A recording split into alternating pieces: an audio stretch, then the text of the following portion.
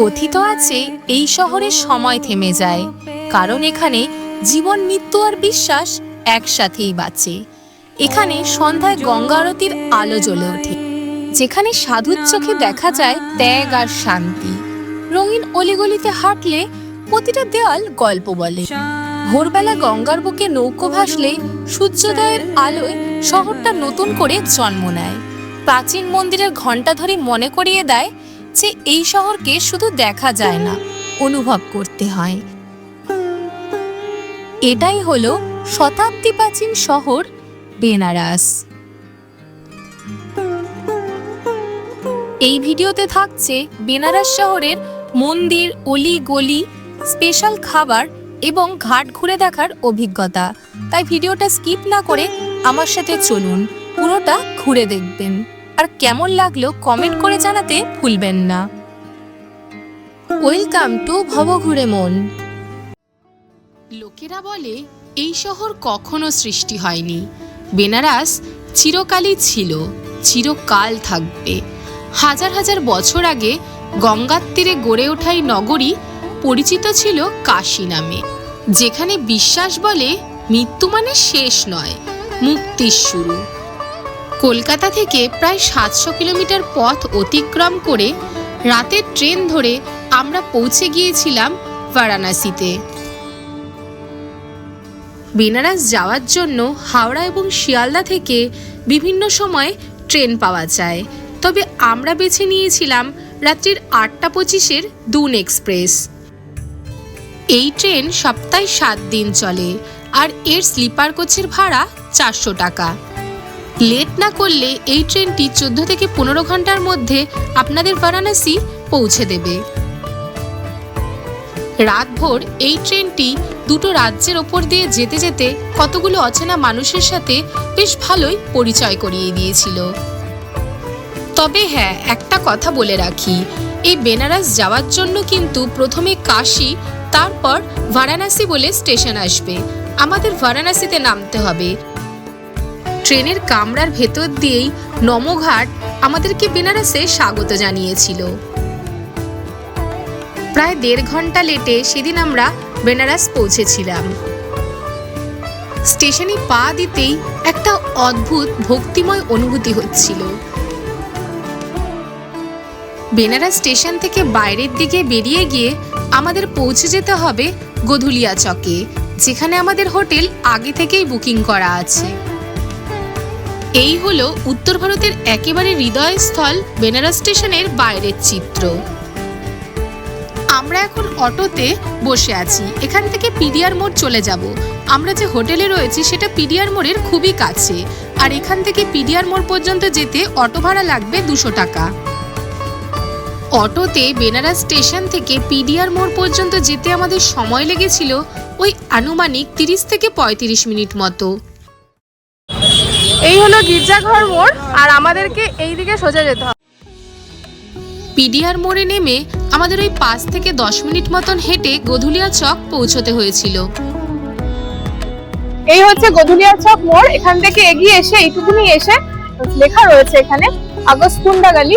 এই গলি দিয়ে গেলে কিছুটা গেলেই আমাদের হোমস্টে। গুগল সার্চ করে প্রায় 4+ স্টার রেটিং পেয়ে আমি এই হোমস্টেটা বুকিং করেছিলাম। গোধুলিয়া চক থেকে এর হাঁটাপথে দূরত্ব ছিল ওই 5 মিনিট মতন, খুবই কাছে।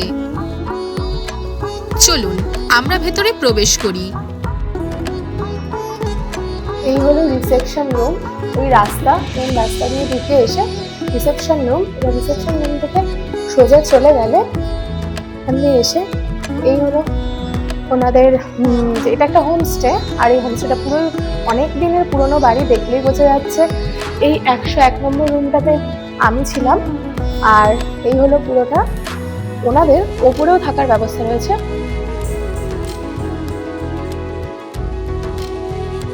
বেনারসের মতন এত পুরনো একটা শহরে এসে এরকম 250 বছরের পুরনো বাড়িতে থাকতে পারাটা আমার কাছে ছিল উপরি পাওনা। এই 101 রুমটাতেই আমরা রয়েছি। এখানে ঢুকতেই ভগবানের ছবি, তারপরেই রয়েছে এখানে এরকম বড় একটা ফ্যামিলি রুম। এখানে অনেকজন থাকতে পারবে একসাথে। 3টে বেড রয়েছে, একটা সিঙ্গেল বেড, এদিকেও একটা ডবল বেড রয়েছে, আর ওদিকেও একটা ডবল বেড রয়েছে। আর এই হলো পুরো রুমটা। শীতের দিনে তো এসির দরকার নেই, তাই জন্য আমরা নন এসি নিয়েছি। গরমে আসলে কেউ এসি নিতে পারে। ফ্যানেরও ব্যবস্থা রয়েছে। আর এদিকে রয়েছে ওয়াশরুম, এখানে একটা টেবিল আছে আর পাশে আয়না। ওভারঅল ঠিকঠাক। আর এই রুমটায় আমাদের 3 জনের থাকার জন্য 1500 টাকা লেগেছে একদিনের জন্য। अंकल आपके यहाँ कितना घर है और कितना प्राइस है सबका? जी हमारे यहाँ गेस्ट के लिए टोटल 10 रूम है अच्छा और प्राइस मान के चलिए 500 रुपया पर पर्सन है। एक अच्छा। डबल रूम का 1000 रुपया है, 3 बेड का 1500, 4 बेड का 2000, 5 बेड का 2500। अच्छा लेकिन अच्छा लेकिन जब हाई सीजन में थोड़ा प्राइस भी होता है। अच्छा अच्छा। और ये तो होम स्टे है ना, हाँ जी, आपका home घर stay। ही इधर ही था? हाँ, ऊपर- ये कितना साल का पुराना है? बहुत सुंदर ये है। 250 साल पुराना है ये। अच्छा इसलिए बहुत सुंदर है। अच्छा। और ऊपर भी घर है होम स्टे? ऊपर भी गेस्ट के लिए को 6 रूम है। अच्छा अच्छा बाकी कोने में कॉर्नर में मेरी मम्मी है जो बंडल की है, अच्छा और हमारी फैमिली ऊपर 2nd फ्लोर में है। अच्छा अच्छा। ये जो प्राइस आपने बोला, ये सीजन के हिसाब से इधर उधर होता है क्या? नॉर्मली 2 साल से तो सेम प्राइस चल रहा है। নন্দী মহারাজ যেদিকে মুখ করে বসে আছেন তার ডান দিকে ঘাটে যাওয়ার রাস্তাতেই জাস্ট 5 মিনিটের দূরত্বেই ছিল আমাদের হোমস্টেটা। ফাইনালি আমি পৌঁছে গেছি বেনারস। আর এইবার আমার সাথে ফিরে আছে আমার মা। মায়ের সাথে আমি প্রথমবার এলাম। এই বাইরে কোনো মানে পশ্চিমবঙ্গের বাইরে মায়ের সাথে আমার কোথাও যাওয়া হয়নি। এই প্রথমবার মায়ের সাথে এসেছি। আর বেনারসে আজকে ফার্স্ট ডে মায়ের সাথে।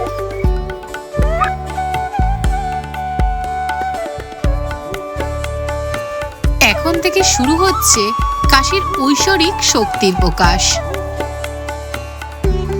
সেদিন কাল ভৈরবের আশীর্বাদ নিয়েই আমাদের বেনারসের যাত্রাটা শুরু হয়েছিল।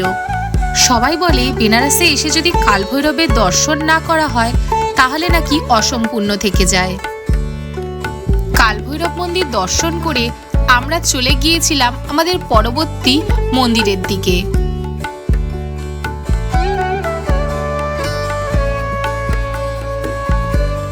এই পথেই আমরা অন্নপূর্ণা মাতার মন্দিরে গিয়েছিলাম। আর সেই সময় আমরা দেখতে পেলাম রাস্তার পাশেই ফ্রিতে অন্নপূর্ণা মাতার যে প্রসাদ খাওয়ানো হয় তার লাইন। এই অন্নপূর্ণা দেবী মন্দিরটি তৈরি করেছিলেন মারাঠা পেশোয়া বাজিরাও 1729 খ্রিস্টাব্দে। এই মন্দিরটি কাশী বিশ্বনাথ টেম্পলের একদম পাশেই অবস্থিত।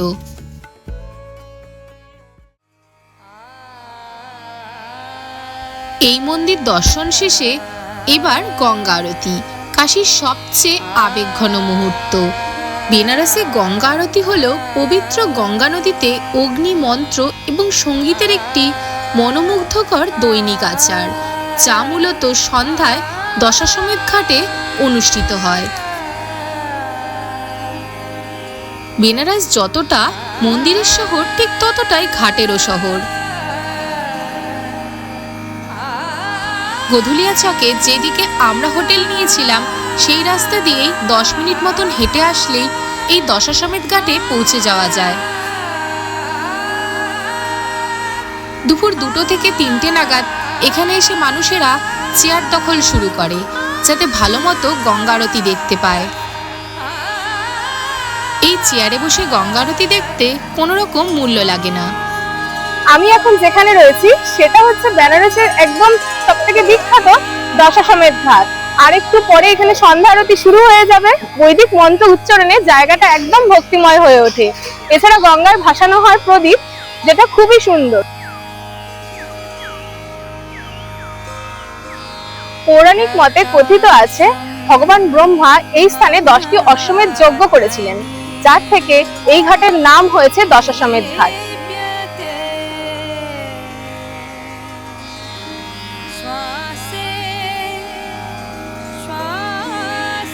সূর্য ডোবার কিছুক্ষণের মধ্যেই ঘণ্টার ধ্বনি ধূপের গন্ধে শুরু হতে চলেছে বেনারসের গঙ্গা আরতি।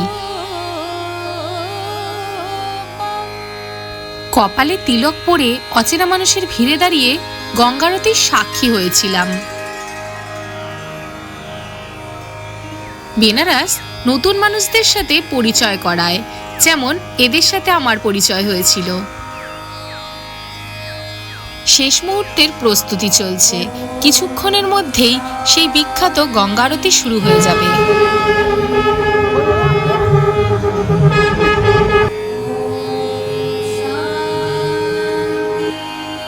ঘণ্টার ধ্বনি আর মন্ত্রের সুরে শুরু হয়েছিল গঙ্গা আরতি।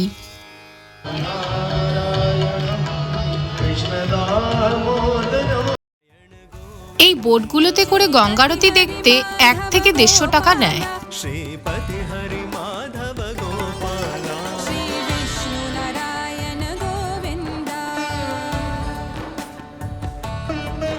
অচেনা মানুষের ভিড়েও এই আরতিতে সবাই এক।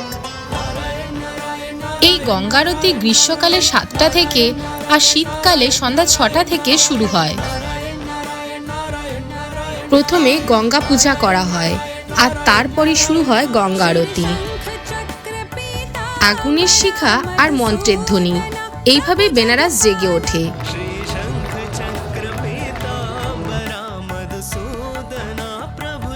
দশাশ্বমেধ ঘাটের গঙ্গা আরতি সারা বিশ্বের কাছে পরিচিত।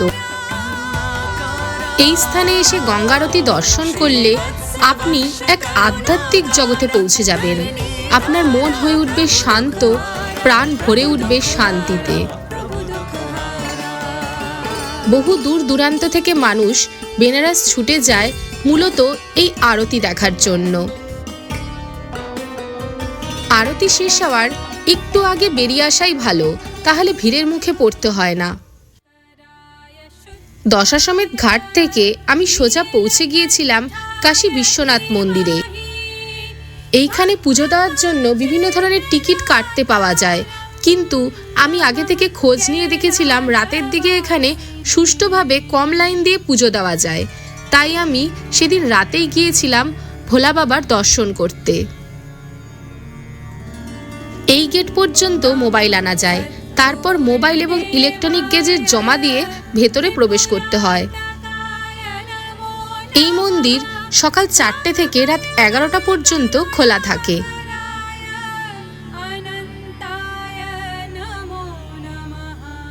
পরের দিন ভোর 5টার মধ্যে আমরা আশিঘাটে পৌঁছে গেছিলাম এখানকার সকালবেলার আরতি দেখার জন্য।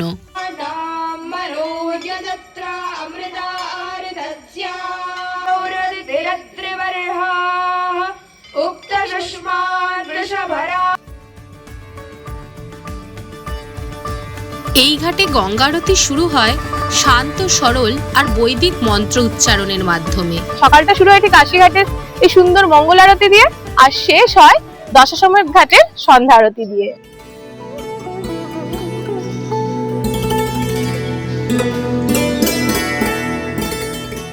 বেনারসের আশিঘাট থেকে আপনাদের সবাইকে সুপ্রভাত। আজকে বেনারসে আমার দ্বিতীয় দিন। চলে এসেছি এই আশিঘাটে। এই জায়গাটায় শুধুমাত্র সকাল শুরু হয় না, এখানে আত্মা জেগে ওঠে। আর এই আশিঘাটের সকালবেলায় ভোরের যে আরতি হয় সেটা দেখলেই আপনার মনে হবে সুবাই বেনারস।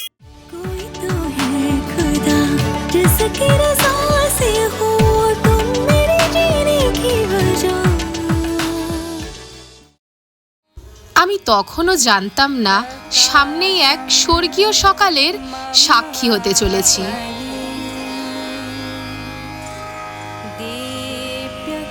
পাখির ডানার শব্দ আর সূর্যোদয়ের আলো, নৌকার উপরে বসে মনে হচ্ছিল এটাই স্বর্গ।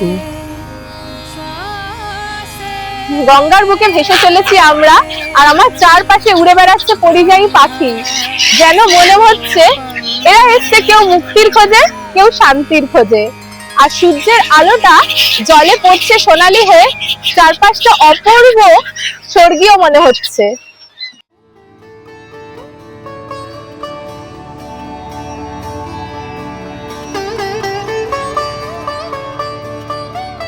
বেনারসে এসে আপনারা যারা বোট রাইড করতে চাইছেন তাদের জন্য আমার অনেস্ট রিভিউ হচ্ছে, যদি ফটো তুলতে আপনারা পছন্দ করছেন তাহলে 6 থেকে 700 টাকা দিয়ে হাতে টানা যে বোটগুলো রয়েছে সেগুলো নিয়ে 8 ঘন্টার জন্য ফটোশুট করুন, চলে আসুন। আর যদি মনে হচ্ছে ঘাটগুলো ঘুরে দেখবেন তাহলে এই শেয়ারিং এই বড় বোটগুলো 100 টাকা করে নেয়, প্রত্যেকটা ঘাট ঘুরিয়ে আবার যেই ঘাট থেকে উঠছেন সেখানেই নামিয়ে দেবে।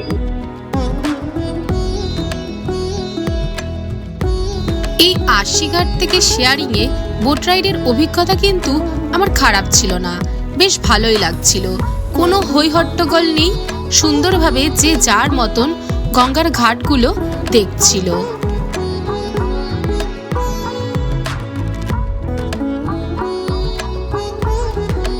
এই বোটগুলো আশিঘাট থেকে ছেড়ে নমঘাট পর্যন্ত নিয়ে যায় এবং তারপর বিশ্বনাথ মন্দিরের যে ঘাট সেখানে কেউ নামতে চাইলে নেমে যেতে পারে, নইলে আবার আশিঘাটে এসেই তাকে নামিয়ে দেওয়া হয়।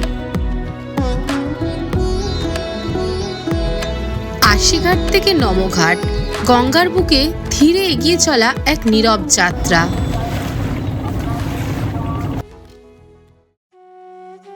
এই হলো বেনারসের সেই বিখ্যাত মণিকর্ণিকা ঘাট, যেখানে মানুষ বিদায় নেয় আর বিশ্বাস থেকে যায় চিরকাল। কথিত আছে এই মণিকর্ণিকা ঘাটে মৃতদেহকে সৎকার করা হলে আত্মা মুক্তি পায়। এই হলো সেই বিখ্যাত ভাইরাল ইনস্টাগ্রামের ফটোগ্রাফির জায়গাটা, যদিও আমি এই ঘাটে এবার নামার সুযোগ পাইনি। আশিঘাট থেকে নমঘাট পর্যন্ত যেতে সময় লাগে 30 থেকে 40 মিনিট মতন, ফিরতেও সেম ওই 7.5 কিলোমিটার মতন রাস্তা। আপনারা যারা বেনারস ঘুরতে আসছেন তারা কিন্তু এই বোট রাইডটা অবশ্যই করবেন, আর তার সাথে সাথে পায়ে হেঁটেও কিছু ঘাট পরিভ্রমণ করে দেখবেন।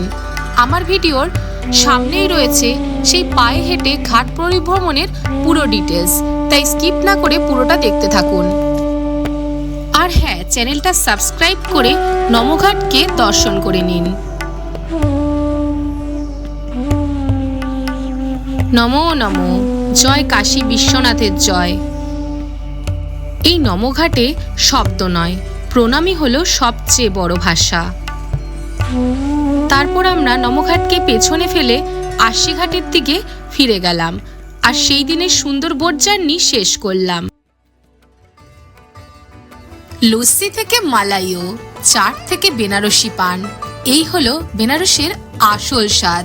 চলুন এই স্বাদের সাথে আপনাদের পরিচয় করাই। তো সবাই বাঙালি খাবারের হোটেলের খোঁজ আপনাদের দেখাবে, তো আমি ভাবলাম আজকে এখানকার দোকানগুলোর যে দুপুরে থালি আছে সেটা ট্রাই করে দেখা যাক কেমন। বাঙালি খাবার তো রোজই খাই, তো সেই জন্য আমি এই রেস্টুরেন্টে চলে এসেছি।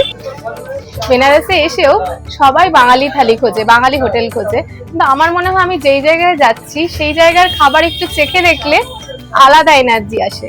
তো আমি এখানকার বেনারসে একটা নিরামিষ হোটেলে চলে এসেছিলাম, রেস্টুরেন্টে। তো নিরামিষ একটা থালি আমি ট্রাই করে দেখছি, এটা ওদের স্পেশাল থালি, দেখি কেমন।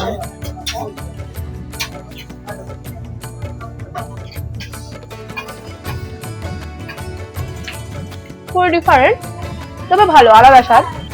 এই থালিটাতে আছে ভাত, রুটি, ডাল, একটা মিক্স ভেজ, আর রয়েছে পনিরের তরকারি, স্যালাড আর আচার। এটা হচ্ছে 120 টাকা।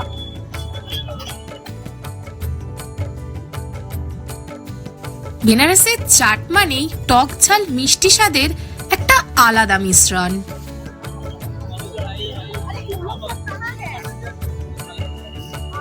একটা বিশাল বড় যুদ্ধ জয় করে লাইন দিয়ে আমি চাট পেয়েছি, বাট টেস্ট করে দেখি বিখ্যাত টমেটো চাট। এই হলো না তো বিখ্যাত টমেটো চাট, খুব তাড়াতাড়ি শেষ হয়ে যায়, দেখি কেমন।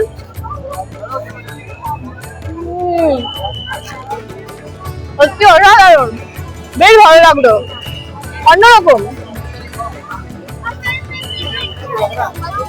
খট্টা মিঠা আর ক্রাঞ্চিও আছে, কিছু উপর থেকে দেওয়া আছে, দারুণ। আর এটা নিয়েছিলাম আমরা পালাক চাট, দেখি এটা কেমন খেতে। চাটের সাথে সাথে মালাইও শীতকালে এখানে আসলে উপরি পাও না, তো আমি যেহেতু শীতকালে জানুয়ারিতে এসেছি তাই মালাইও আমিও টেস্ট করে দেখবো।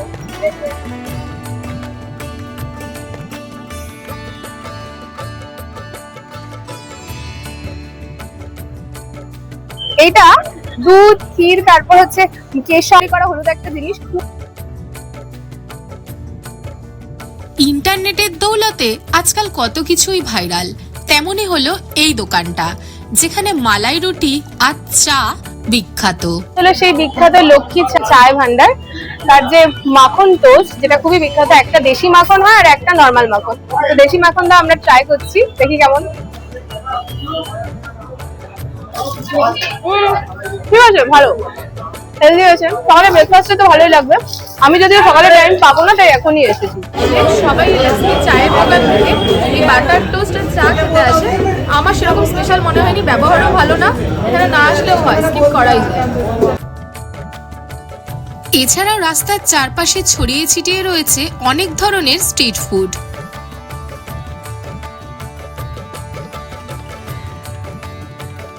আমি এখন রয়েছি বেনারসের বিখ্যাত ব্লু লেগুন লস্যি শপে। এখানে যে লস্যিটা, এটা খুবই বিখ্যাত শুনেছিলাম আমি, তাই জন্য এটা ট্রাই করতে চলে এসেছি। আর এই দোকানটা অনেকটা পুরনো, আর এই দোকানের সব থেকে ইউনিক লেগেছে যে লস্যি খেয়ে কেমন তার স্বাদ সেটা রিভিউ লাইভ হয়। নিজের ফটো বা এই ধরনের চামচের উপরে তার রিভিউ লিখে এখানে কাস্টমার চিপকে দিয়ে যেতে পারে।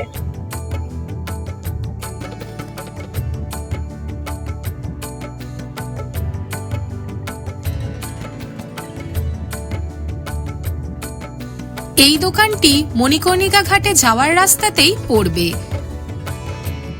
আর হ্যাঁ, এখানে কিন্তু অনলি ক্যাশ পেমেন্ট হয়। পুরনো কায়দায় বানানো ঘন লস্যি, ওপরে মালাই, এটাই আসল বেনারসি লস্যি। এইখানকার তো সব লস্যি বিখ্যাত, কিন্তু এই ড্রাই ফ্রুটস আর হচ্ছে মিক্স ফ্রুটস, এই দুটো লস্যি আমরা নিয়েছি। আমি ট্রাই করে দেখবো, আশা করছি ভীষণই ভালো হবে।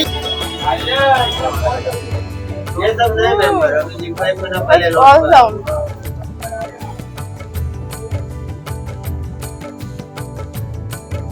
বেনারসের অলিগলিতে হাঁটলে চায়ের ধোঁয়ার সাথে মিশে থাকে এক আলাদা গল্প। এক কাপ চায়ে চুমুকে ধরা পড়ে এই শহরের আসল প্রাণ। বেনারসি পান কিন্তু শুধুমাত্র মুখের স্বাদ নয়, এটা বেনারসের ঐতিহ্য। পাতার ভেতরে লুকিয়ে থাকে মিষ্টি সুগন্ধ আর যত্ন। একটা পানেই শেষ হয় খাবারের গল্প, আর থেকে যায় বেনারসের স্মৃতি। বেনারসে এসেছি আর বেনারসি পান ট্রাই করে দেখবো না, সেটা তো হয় না। তাই সারাদিনের অন্যান্য সব খাবার ট্রাই করার পর একটা পান তো ট্রাই করতেই হয়। সরু গলি, যেখানে অনেক সুন্দর ছবি আঁকা থাকে।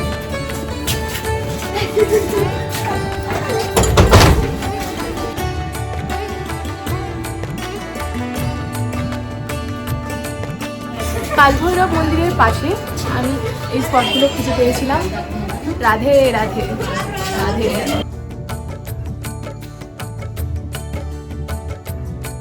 বেনারসের গলিতে হাঁটলে দেওয়ালের রং আর মানুষের শব্দ, শহরটা যেন নিজেই তোমার সাথে কথা বলে। বেনারসি শাড়ির সাথে সাথে চুড়িও বিখ্যাত, তো সেই জন্য এখানে অনেক চুড়ির দোকানও আছে। আমি ভাবলাম একটা চুড়ির দোকানে ঢুকিয়ে কিছু কিনে নিয়ে যাই।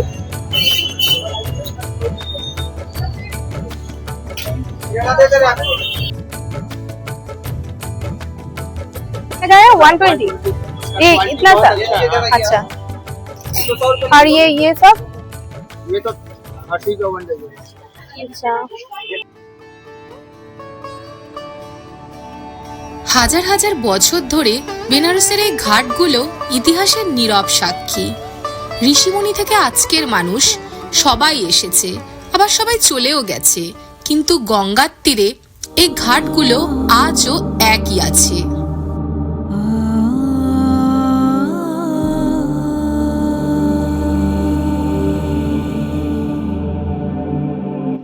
বেনারস শতাব্দী প্রাচীন এই শহর।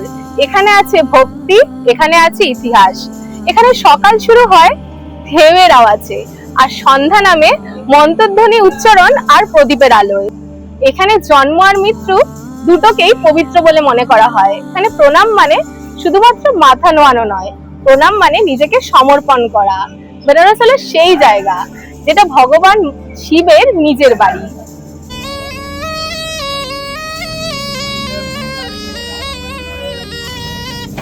लपेट ले, उठा के लपेट ले कटाई में, कटाई में लपेट के दिखा दे। जय भोलेनाथ शंकर जी दानी, भोगे का प्यासे पानी।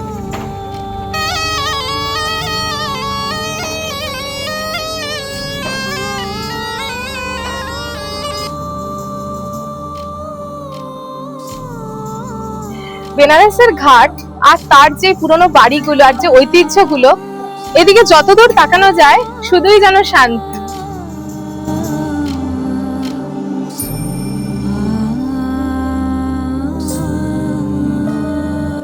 বেনারস মানেই রয়েছে ঐতিহ্য, সংস্কৃতি আর তার সাথে আধুনিকতার ছোঁয়া। এখানকার কাশী যে বিশ্ববিদ্যালয় রয়েছে সেখানকার কিছু স্টুডেন্ট এখানে এসে তাদের ছবি আঁকছে, লাইভ অবজেক্ট থেকে তারা ছবি আঁকছে, তারই কিছু লাইভ প্রদর্শনী এখানে রয়েছে। এখানে যে আর্ট ওয়ার্ক গুলো রয়েছে সেগুলো এই ভাই বোনেদের টিম যে আছে ওদের কলেজের তারাই করেছে। ইভেন ওরা এখনো এখানে লাইভ আর্ট ওয়ার্ক করছে, যেটা ভীষণই সুন্দর, ঐতিহ্যের সাথে আধুনিক। বেনারসের ঘাটে কেউ কবিতা লেখে, কেউ ছবি আঁকে, কেউ ধ্যানে ডুবে থাকে, আবার কেউ নৌকায় ভাসে। এত কিছুর মাঝেই কাশী নীরবে বাঁচে। বলা হয়ে থাকে বেনারসে আনুমানিক প্রায় 84টা ঘাট আছে, বলা হয় 84 ঘাটের বেনারস। তো তেমনি এখানে প্রত্যেকটা ঘাট তার নিজের সৌন্দর্য আর নিজের ইতিহাসকে বহন করে চলেছে। আর তেমনি আমি এখন দাঁড়িয়ে আছি দ্বারভাঙা ঘাটে, যেখানে একটা পজিশন রয়েছে ভীষণ ফটোজেনিক, সাথে এখান থেকে পুরো গঙ্গাটা ভালো দেখা যাচ্ছে, ঘাটের ভিউ আর তো সংস্কৃতি, পাখি উঠছে। এখন শীতকাল যেহেতু অনেক মানুষ এসেছে, তাই জায়গাটা বেশ ভালো লাগছে।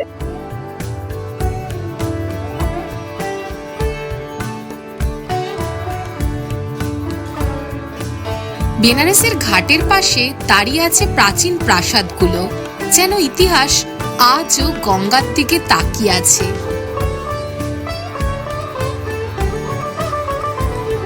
বেনারসের ঘাটে বসলে মনে হয় এখানে সময় থেমে গেছে আর ইতিহাস এখানে আজও নিঃশ্বাস ফেলছে।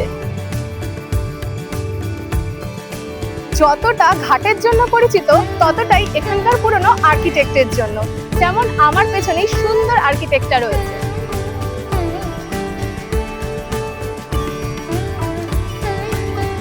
বেনারসের ঘাটে এসে সবাই প্রথমে অচেনা ছিল, কিন্তু একই গঙ্গা, আলো আর বিশ্বাস কিছুক্ষণেই আমাদের বন্ধু করে দিল। দুদিনের এই ছোট্ট ভক্তিময় ভ্রমণ শেষে এবার বাড়ি ফেরার পালা। যেহেতু সাডেন প্ল্যান হয়েছিল, তো ট্রেনে টিকিট পাইনি, তাই আমরা বাসেই কলকাতা ফিরেছিলাম। এই বাসে আমাদের ভাড়া পড়েছিল 700 টাকা করে জনপ্রতি, যদিও বিভিন্ন অ্যাপে এই ভাড়া ওঠানামা করে, তাই আপনারা বুকিং করার আগে অ্যাপগুলো একটু চেক করে নেবেন। আমরা বেনারস ট্যুরের একদম শেষ প্রান্তে চলে এসেছি। পুরো ভিডিওটি যদি আপনাদের ভালো লেগে থাকে তাহলে please like, comment, share, hype করে আমার চ্যানেলের পাশে থাকবেন আর চ্যানেলটা সাবস্ক্রাইব করতে একদম ভুলবেন না। সুস্থ থাকবেন, ভালো থাকবেন, দেখা হচ্ছে পরবর্তী কোনো সিনেম্যাটিক ভিডিওর সাথে।